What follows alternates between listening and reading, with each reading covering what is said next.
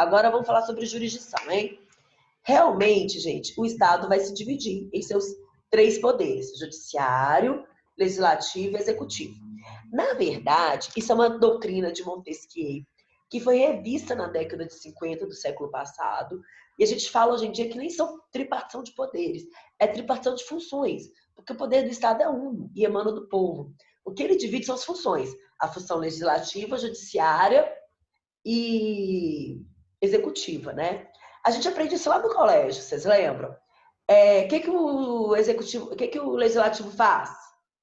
Hein, gente? O que o legislativo faz? Leis. Elabora leis. Executivo, executa. E judiciário, julga. É isso que a gente aprende.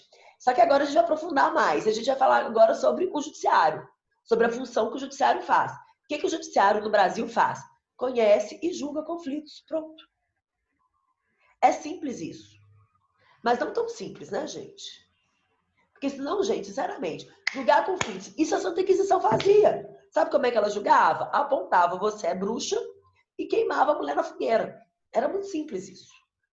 Era muito simples, né? É claro que hoje a gente não pode trabalhar com o judiciário numa concepção tão simples, né? O que ele faz? Ele realmente conhece os conflitos e julga os conflitos. Mas como? Aplicando a lei no caso concreto, né? Com que objetivo? Resolver conflitos, tá?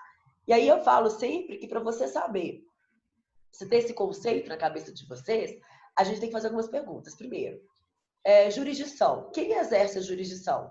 O judiciário. Para quê? Para resolver conflitos. Como? Aplicando o direito no caso concreto. Tá? Então, o que a jurisdição faz? Não, quem exerce a jurisdição? O Poder Judiciário. Para quê? Para resolver conflitos. Como? Aplicando o direito no caso concreto. O juiz não resolve conflitos, gente, na cabeça dele. Ele tem que resolver aplicando o direito no caso concreto, tá? E aí, como eu estava falando, o judiciário, gente, falar simplesmente que o judiciário julga é um pouco pobre, né, para a gente que está no ensino superior. A gente tem que trabalhar um pouquinho melhor esse conceito. Porque o judiciário não pode sair resolvendo conflitos do jeito que ele quer, né? O judiciário hoje, ele tem que ser pautado em alguns princípios, né? Porque a gente tem garantia contraditória, ampla defesa, isonomia. A gente está numa democracia, né? Dizem. Mentira, a gente está na democracia mesmo, né? Então, o que é a jurisdição, tá? É o exercício pelo monopólio estatal e observância é exercido pelo monopólio estatal e observância ao devido processo legal. Esse monopólio estatal aqui, gente, ele vem lá do que a gente estudou no começo do semestre, né? Quando eu tiro o poder do árbitro, da arbitragem necessária e facultativa para resolver o conflito e passo para o pretor tomar conhecimento e resolver o conflito lá no Império Romano pós-clássico, né? E a gente mantém esse modelo hoje. Ainda que a gente tenha conciliação, mediação e arbitragem que são feitas em câmaras privadas, o monopólio ainda é do Estado. É ele que ainda resolve os conflitos, né? Então, gente, o que é jurisdição? Tá? Eu gosto muito dessa... Vou até aumentar aqui a letra. Dessa definição aqui do Canotilho, olha. É a atividade e dever do Estado de, após provocado, de cumprir e fazer cumprir o direito positivo. O que ofenda também dá um conceito, que eu também vou aumentar aqui para vocês, que é um conceito muito bom para a época dele. Vamos pensar que Ovenda estava lá, né, no século XIX. Ele fala assim: é o poder de aplicar a lei em casos concretos. Para o século XIX, isso aqui está perfeito. Só que hoje a gente tem que avisar para o Chovenda. Não é Chovenda não, gente, é Chovenda.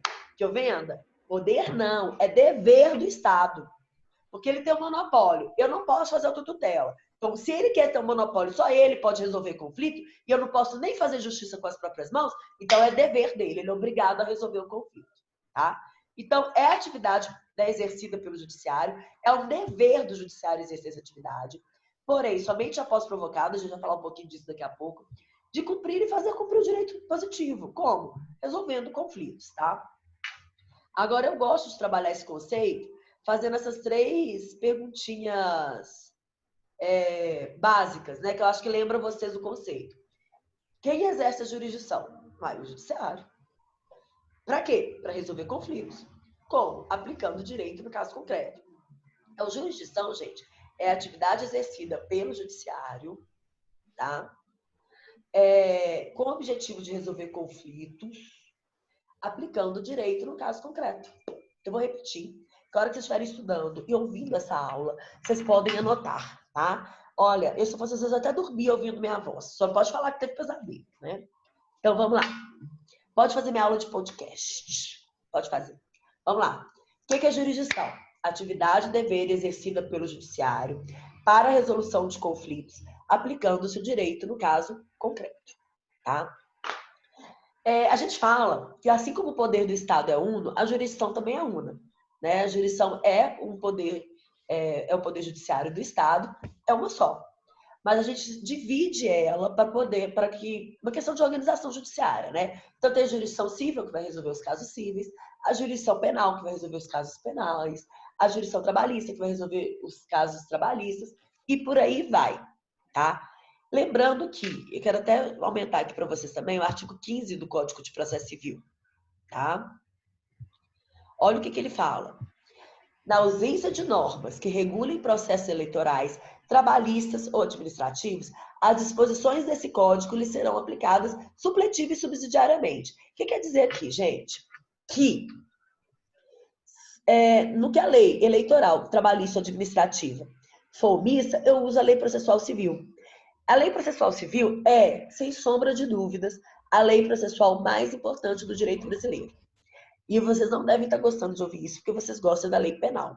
Mas a lei processual penal, gente, ela é totalmente diferente da lei processual civil. Às vezes tem advogado que fala assim, eu atuo no civil e no penal. Eu falo, não pode. Esse cara é picareta.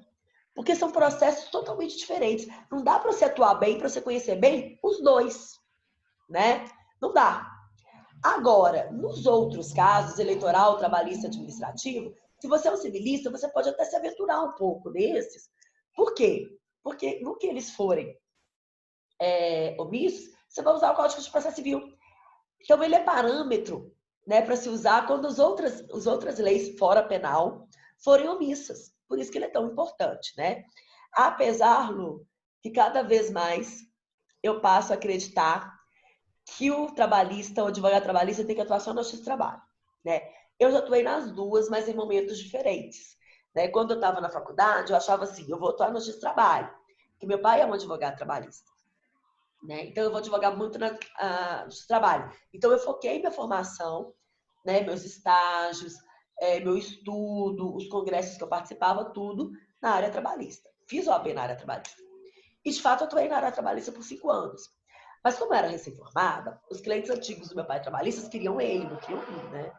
E aí meu pai começou a me jogar o cível, né? Que não eram os clientes tão importantes dele. E aí eu comecei a atuar muito no cível, senti vontade. Eu não tinha direcionado a minha formação para o processo civil, então eu senti necessidade de conhecer mais o processo civil. Fui fazer pós-graduação em processo civil por causa disso. E comecei a atuar muito no direito civil. E aí na pós-graduação mesmo, em direito civil, um professor já me falou, se você tiver dar aula, né, vai fazer mestrado e tal. E aí eu acabei ficando nessa área do direito civil. Hoje, se você me falar assim, pega um caso trabalhista, eu não pego. Não pego, ainda mais depois da reforma. Eu falo, gente, nem sei mais. Né? Eu mexo Muito fora complexo. da área mesmo. Oi? Ficou bem complexo. Depois da reforma. Nossa, eu acho que ficou Principalmente assim... depois da reforma. Nossa! Aí, mas como eu atuei muito tempo na área, né? Estudei muito direito de trabalho na época da graduação e atuei um tempinho. Às vezes eu ainda dava consultoria para as pessoas. As pessoas me perguntavam, eu respondia alguma coisa de direito de trabalho. Hoje em dia, eu não tenho mais coragem, porque mudou e eu não estudei. E não vou estudar mesmo, porque é na minha área. Não vou usar aquilo para nada, por que eu vou estudar aquilo? Né? Direito de trabalho. Vocês que vão me contar, porque vocês é que vão estudar. E eu não sei, Lúcia, se você já se deparou com isso. Aliás, você deve se deparar com isso diariamente. Com alguns advogados que são muito especializados em direito de trabalho, e alguns advogados que fazem trabalho e civil. E aí eu imagino que você veja a diferença entre eles, lá no trabalho. Sim, a gente tem notado, eu não sei se tem alguma coisa a ver, assim, a gente está até comentando mesmo, que parece que de um tempo para cá aumentou. Tava vindo mais advogados que trabalham na área civil, eles até ficam um pouco perdidos lá, né, perguntando como é que funciona isso, assim, aqui. A gente tem notado bastante isso de um tempo para cá, não sei por quê, não tenho nem ideia. Mas a gente nota a diferença, sim. Atuando no trabalho, é isso? Engraçado. É crise, minha filha. Então tá explicado. Mas, por exemplo, o Tá meu explicado, irmão, então. assim como eu, focou a formação dele na área trabalhista, mas ele realmente atua na área trabalhista há 13 anos. Outro dia, eu vi ele negando um cliente, falando assim, olha, eu tô advogando só para frigorífico agora. Eu falei, meu filho, aí é muita especialização. Além de você especializar numa área, você quer especializar no segmento daquela área, aí é demais. Segmento de um lado só. Só De em um lado frigorífico. só, porque ele inclusive De um atua lado. para o sindicato patronal dos frigoríficos. Nossa, é E muita atua para grandes especialização mesmo. frigoríficos, Plena, Tropeira, todos são clientes dele mesmo, né, a nível Sei. Brasil. Mas eu falei assim, não, meu filho, peraí, numa crise dessa, você está se limitando tudo, não dá não. Gente, eu vi Mas de aqui repente agora até é no... bom, né? Às vezes ele pega toda essa área aí, É, especializa, às vezes vai ser bom. e no direito do trabalho é interessante mesmo ter essa especialização, porque no direito do trabalho, É, além de você ter a lei trabalhista, você tem a convenção de cada é, categoria. E aí é interessante que você conheça bem a convenção, né? eu acho que por isso fica bem complexo, né? É.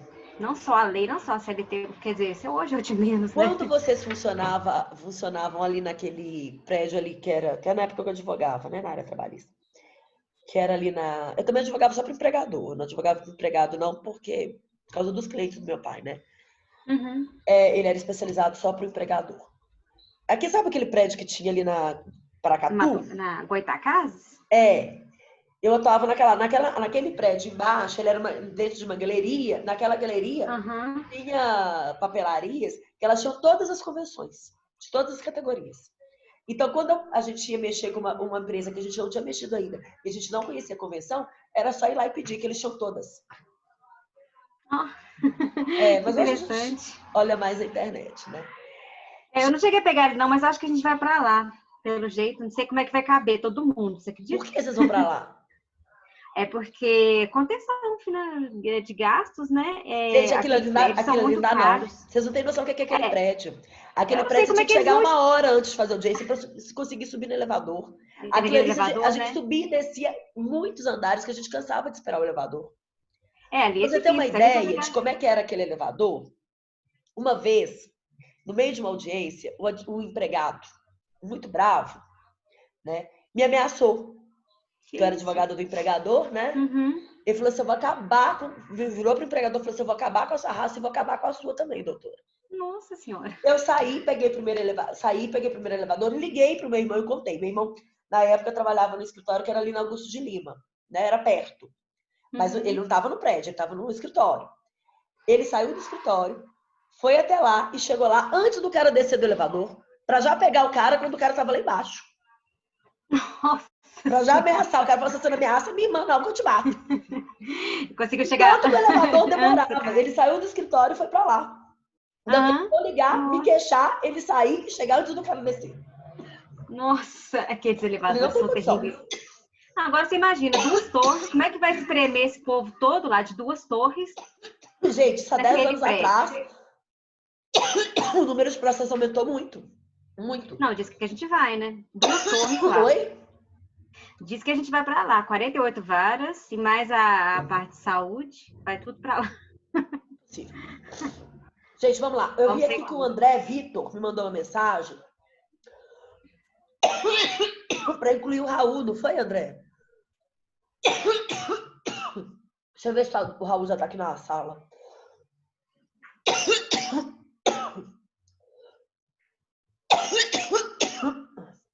Não, o Raul não tá.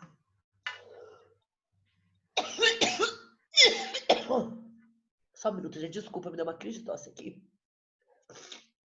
Mas eu tô aproveitando para incluir o Arthur.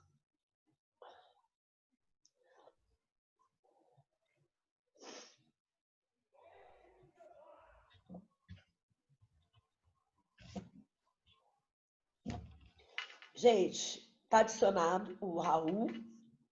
Eu vou colocar o link aqui embaixo para ele. Mas se eu não me engano, o Raul estava na primeira aula. Ele deve ter o link já. Bom, mas vamos continuar aqui. Tá? Então, pensem nisso. O Código de Processo Civil, no que as outras leis processuais, fora a penal, forem omissas, a gente usa o Código de Processo Civil. Tá? Bom, Aí eu falei com vocês, olha, o judiciário vai resolver os conflitos, né? Mas não é de qualquer jeito, não é do jeito deles, né? Hoje a gente tem várias normas, porque a gente está numa democracia, tem garantia por defesa, contraditório. Gente, para evitar que o judiciário atue com abuso e arbítrio de poder, a gente tem vários princípios que ele tem que seguir. Se ele não seguir esses princípios, ele vai estar atuando de forma errada e o processo vai ser nulo e a decisão também, tá? Algumas doutrinas chamam esses princípios, chamam isso de princípios, outros chamam de requisitos.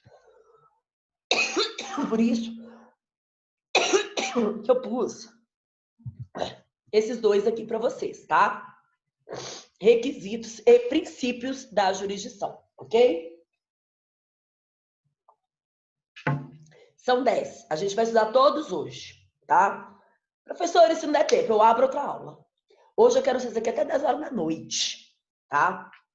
Mas brincando, dá tempo sim. Mas aqui, vocês entenderam o conceito? Eu posso passar para frente? Nem perguntei antes. Sim.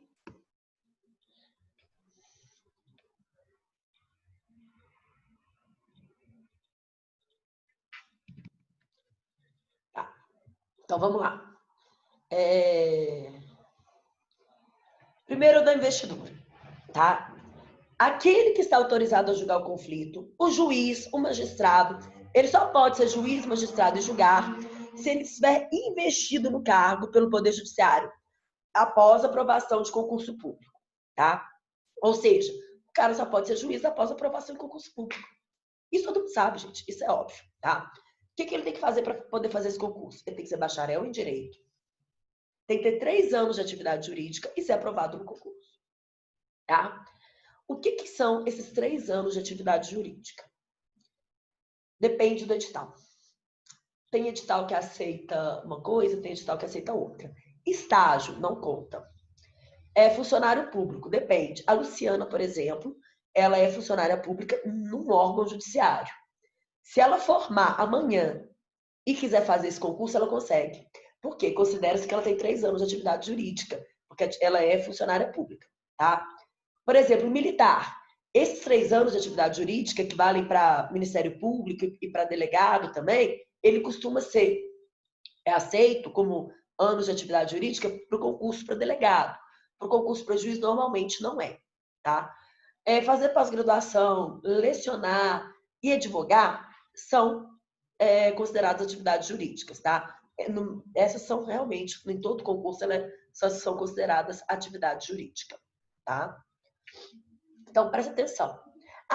Aí existe, gente, uma exceção, que é o tal do juiz leigo do juizado especial. O cara faz o concurso, ele é bacharel em Direito, ele faz o concurso, mas é um concurso para juiz leigo. Vê se tem... Gente, juiz leigo para mim é juiz de futebol. É só um juizado para inventar umas palhaçadas dessas.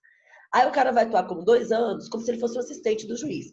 Ele faz audiência, ele faz sentença, mas tudo que ele decide, o juiz togado tem que assinar. Porque esse concurso que ele fez não é para um juiz de carreira, é para um juiz assistente, digamos assim. Não é um juiz assistente.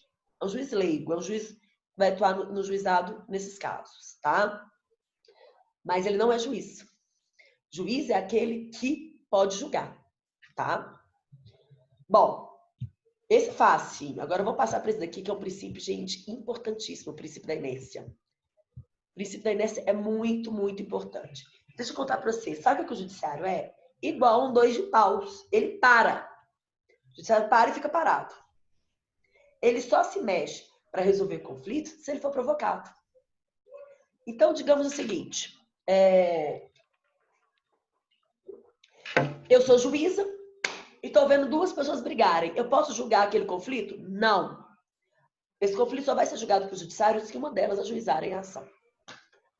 Quando a gente fala que o judiciário ele é inerte, ele fica parado e só se movimenta para resolver um conflito se ele for provocado, eu quero dizer que o processo só vai existir se alguém ajuizar a ação. Gente, isso é em todo caso. Isso não tem exceção, tá? Então, olha aqui, artigo 2º do CPC. O processo começa por iniciativa da parte e se desenvolve por impulso oficial. salvo as exceções previstas em lei. Processo, gente, só se inicia por iniciativa da parte. Processo, eu vou repetir, processo só se inicia por iniciativa da parte. Não há outra forma do processo iniciar. E agora eu estou esperando perguntas. Ninguém vai fazer pergunta, não? Eu aguardo ansiosamente uma pergunta sobre isso. Eu fiquei mais horrorizada foi com o juiz leigo. Eu acho que eu nem sabia, não. Igual lá no Juiz do Trabalho antigamente, mas não existe mais, né? É igual o juiz classista. Eu não sabia, não. É igual meu pai foi. É igual o juiz classista. Olha, eu não sabia que lá tem. É a ideia do juiz classista. Mas, gente, gente, eu tô pensando dele. Não, eu não tô entendendo isso, que eu tô cheia de militar nessa aula. Eu tô esperando. Eu vou repetir para ver se vocês perguntam, tá, gente? Processo só começa por iniciativa da parte. Civil, trabalhista, criminal. Não tem exceção. Vocês não têm pergunta, não? Tem hora que eu tenho impressão que se eu falar para vocês que a Terra é plana, vocês acreditam. Aliás, eu vou falar que ela é triangular. E é capaz de vocês acreditarem. Não é possível. Não, nos casos que for ação pública incondicionada, não tem iniciativa das partes, né? Tem. Sabe por que que tem? Estado, né? Que é o titular. É isso que eu queria que vocês perguntassem. Professora, e no penal? No penal eu tenho ação pública incondicionada? Se o Estado ficar sabendo, por exemplo, que teve um homicídio, ninguém precisa oferecer denúncia, não. Professora, você está ficando doida? Só que aí quem oferece a denúncia é o Ministério Público. O Ministério Público atua como parte. Ele não é um órgão do Judiciário. Ele é um órgão do Estado, mas ele é um órgão autônomo e independente de todos os 3 poderes. Tem gente até que chama ele de poder regulador, como se ele fosse o 4º poder. Por quê? Ele é autônomo e independente, ele tem que fiscalizar. Gente, como é que eu fiscalizo se eu sou parte daquele órgão? Eu tenho que ser totalmente independente. Então, quando eu falo que o processo só começa por iniciativa da parte, isso não tem exceção? Não tem mesmo, porque no penal, quem faz as vezes de autor, quem faz as vezes de parte, é o Ministério Público. Então, é ele. O judiciário em si, ele não começa um processo sozinho. Quem inicia, no caso do penal, da ação penal pública incondicionada, é o Ministério Público. Deu para entender, Alisson? Deu sim. Ok, gente? Esse princípio aqui, gente, ele é importantíssimo. Até na hora da gente fazer uma petição inicial e da gente pedir alguma coisa. Porque se eu peço para o juiz indenização por danos materiais e ele percebe que naquele caso eu também teria direito à indenização por danos morais, ele não pode me dar. Por quê? Eu não provoquei no sentido dos danos morais. Eu não pedi, ele só pode me dar o que eu pedi, justamente porque tudo que eu não pedi, ele é inerte. Tá? Princípio importantíssimo. Continuando aqui, aderência territorial. A jurisdição exercida nos limites territoriais definidos pela Constituição e pela lei. Isso os militares vão entender bem. Vocês também atuam lá na área de vocês, não é? Nos limites territoriais para qual vocês estão designados. Aqui é a mesma coisa, gente. Um juiz da vara civil de Belo Horizonte, ele vai atuar só na vara civil de Belo Horizonte. Ele não atua em outras. Claro, ele pode ser removido, mas aí ele passa a ser o juiz titular de outra vara. Mas ele só, enquanto empossado naquela vara, ele atua só naquela vara. Até aí tranquilo. É bem fácil. Agora tem um detalhe aqui. Muito, muito importante. Tá? Imagina a seguinte situação. Eu ajuizei uma ação contra a Luciana. Eu moro em Belo Horizonte, a Luciana mora em Montes Claros. Onde é que a Luciana vai ser citada? Onde que eu moro? Onde você mora, em Montes Claros. Vocês acham que o juiz vai mandar o oficial de justiça sair de Belo Horizonte e viajar até Montes Claros para citar a Luciana? Não vai. Não. Ah, mas aí ele manda o oficial de justiça de Montes Claros citar a Luciana. Ele não manda nada em Montes Claros. Por quê? A aderência territorial dele é só em BH. Como é que ele tem que fazer? Ele tem que fazer um procedimento que a gente chama de carta precatória. Ele envia uma carta precatória para que o juiz de Montes Claros mande citar a Luciana. Porque ele pode mandar lá, não o juiz de Belo Horizonte. Então, para citar, para intimar, para ouvir testemunha, para penhorar bem, fora da comarca, o juiz tem que mandar uma carta precatória para que o juiz daquela comarca faça aquilo. tá? Dentro do Brasil chama carta precatória e fora do Brasil chama carta rogatória. E não é à toa, porque você manda a carta rogatória e roga aos céus para que um dia ela seja cumprida. Porque, se vocês terem uma ideia, uma carta precatória de Belo Horizonte para Neves leva um ano para ir e voltar. Imagina se eu mando para Londres. Leva uma encarnação. Uma vez um cliente meu era réu no processo, ele me passou procuração. Eu contestei e ele mudou para Londres. E aí, era um caso civil normal, não era um caso de família. Ele não precisaria participar da audiência. Só que a parte contrária pediu o depoimento dele. E não acharam ele, porque ele estava em Londres. Aí, na hora da audiência, o juiz falou assim: doutora, como é que eu faço se eu não acho seu cliente? Eu sei onde ele está. Eu te dou o endereço. Você quer? A outra parte ficou tão animada. Claro que a gente quer. Falei, aqui, ó. Você quer? Londres. Aí o juiz falou assim: ele está em Londres, mudou para Londres, excelência. Mas ele me deu procuração. Eu posso falar por ele nos processos. Mas ele está em Londres. Se você insistir no depoimento dele, vai ter que mandar uma carta rogatória para Londres. O juiz, na hora, indeferiu. Não tem mais depoimento dele. Não vou mandar carta rogatória para Londres. Porque demora uma vida e encarece o processo demais. Tá? Então, presta atenção.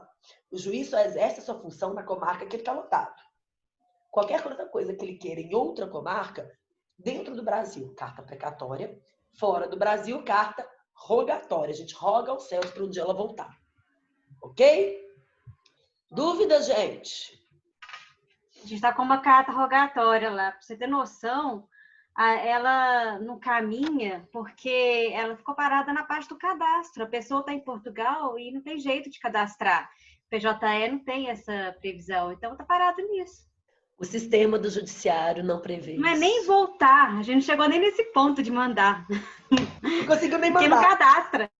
Não, porque está vinculado ao CEP dos Correios. Se Portugal não tem Correios, Brasil, então... Aí, é muito pior do que você está falando. Nem o sistema do judiciário está preparado para carta rogatória. Não, gente, bem pior do que você está pensando. O Zoom me avisou aqui que a gente tem mais 10 minutos. Eu vou seguir a aula. A hora que a gente vai faltar um minutinho, eu encerro. E se precisar, a gente começa outra, tá? Não tem problema. Vocês me matem hoje não, tá? Prometo que antes das 9 eu termino. Bom, vamos lá. Princípio da inafastabilidade, tá? Que é o seguinte, a função jurisdicional é função do Estado. É inafastável, é dever, gente. Porque se o judiciário fala, não vou resolver determinado conflito, eu me ferrei. Eu não posso fazer justiça gratuita, eu vou ficar aqui, com aquele conflito, engolindo sapo? Não dá. Então, o judiciário tem obrigação. Olha o que fala o artigo 140 do CPC. O juiz não se exime de decidir sobre a alegação de lacuna ou obscuridade no ordenamento jurídico. Não pode se eximir. Ele tem que julgar. Não tem jeito. Tá? O juiz não se exime de decidir sobre a alegação de lacuna ou obscuridade no ordenamento jurídico. Ele não pode deixar de decidir falando assim, olha, não tem lei para decidir isso. Não dá. É o caso, gente, da Carolina Dickmann. Ela mandou o computador dela lá para fazer uma assistência técnica, pegaram os nudes dela e tacaram na internet. Não tinha lei que regulava isso na época. Mesmo aí depois até foi criada, até que chama Lei Carolina Dickmann, tem esse apelido. Mas como que o juiz pode decidir, professora, se não tem lei? Gente, aí a gente vai no artigo 4º, eu vou até conferir aqui, mas se eu não salvo engano, é o artigo 4º da LINDB. Já estudaram a LINDB ou estão estudando com o Daniel? LINDB é Lei de Introdução às Normas do Direito Brasileiro. Eu acho que quem está fazendo o segundo período completo está estudando isso com o Dani, hein? Que fala assim, ó. Quando a lei for omissa, o juiz decidirá o caso de acordo com a analogia, costumes e os princípios gerais do direito. Eu falo que é o ACP, e é em ordem alfabética mesmo. A gente usa primeiro a analogia, depois os costumes e depois os princípios gerais do direito. Então, o que fala o princípio da inafastabilidade? Eu não posso deixar de julgar, nem se eu alegar que existe lacuna ou obscuridade na lei. Que a lei não fala sobre aquilo ou não deixa aquilo claro. Se não tiver lei para regulamentar aquilo, eu tenho que julgar mesmo assim, usando analogia, costumes ou princípios gerais do direito. Tá? Então, por exemplo, no caso da Carolina Dickmann, né, não tinha uma lei que falasse sobre essa quebra na intimidade da pessoa virtual. Mas eu tenho direito à intimidade geral. Então, eu vou usar esse direito à intimidade geral. Tá? Ah, gente, esse aqui é tão legal, eu morro de vergonha dele. Mas eu vou ensinar. Mas eu tenho vergonha, tá? Tenho bastante vergonha dele. Inevitabilidade. Inevitabilidade. Uma vez provocada, a função jurisdicional deve ser útil, eficiente e prestativa. Não pode haver procrastinação e é dever do Ministério Público fiscalizar. Por isso que o Ministério Público tem que ser um órgão independente, porque tem que fiscalizar o judiciário. Por que eu tenho vergonha dele? Gente, eu tenho processo judicial hoje que leva 10 anos. Isso é útil? Isso é eficiente? Isso é prestativo? Ou seja, diariamente, esse princípio não é observado. Porque o judiciário, há muito tempo, ele é tudo menos útil, eficiente e prestativo. Tudo menos isso. Tá? Gente, só um segundinho aqui. Eu vou pausar a gravação.